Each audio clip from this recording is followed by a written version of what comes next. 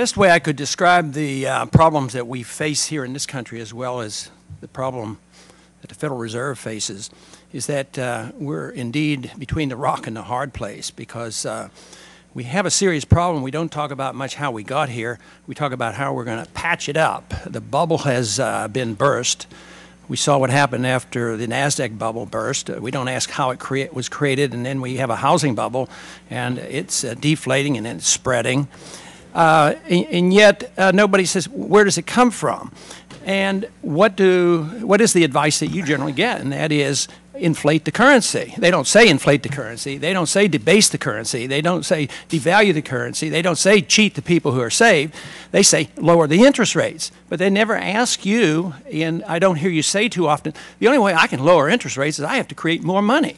I have to lower the discount rate. I have to make it generous. I have to increase reserves. I have to lower the interest rates and fix the interest rates, overnight rates. And the only way you can do this is by increasing the money supply. And I see this as the problem that we don't want to talk about. Currently, of course, we can't follow the money supply with M3, but we can follow one of your statistics, which is the MZM, the ready cash available, and we see that inflation is alive and well. That money supply figure is going up about 20% annualized. And this just means that the dollar gets weaker. And everybody said, well, the dollar that's great. Dollar weaker, we're going to have exports. And that is a fallacy, maybe for a month or two, but it just invites inflation. And unless we get down to the bottom of it and define what inflation is, and not look at only prices, this was taught by the free market economists all through the 20th century. They said, beware. They will increase the money supply, but they will make you concentrate on prices. And they will give you CPIs and PPIs, and they'll fudge those figures, and they'll talk about wage and price controls to solve our problems. And we ignore the fundamental flaw, and that is that not only have we had a subprime market in housing, the whole economic system is subprime in that we have artificially low interest rates. And it wasn't under your tenure in office. It's been going on for 10 years or longer, and now we're bearing the fruits of that policy. I mean, a 1% interest rate, overnight rates, and that's not a distortion. Instead of looking at these the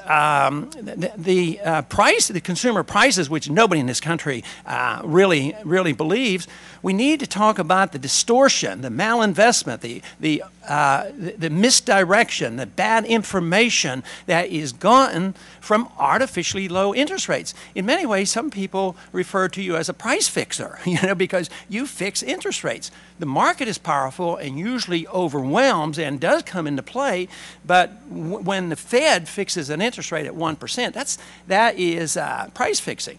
At the end of your testimony, you suggested that we should address this housing crisis and we should have rules that would address deceptive lending practices.